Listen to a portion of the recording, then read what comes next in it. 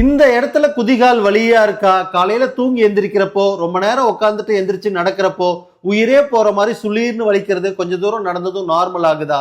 இதுக்கு பேரு தாங்க பிளான்டார் ஃபேசியாட்டிஸ். இங்க இருக்கிற பிளான்டார் ஃபேசியா இந்த 5 விரலுக்கும் திக் பேண்ட் மாதிரி இருக்குங்க. அதுல நடக்கிற இன்ஃப்ளமேஷன் தான் பிளான்டார் ஃபேசியாட்டிஸ்ன்னு சொல்லுவாங்க.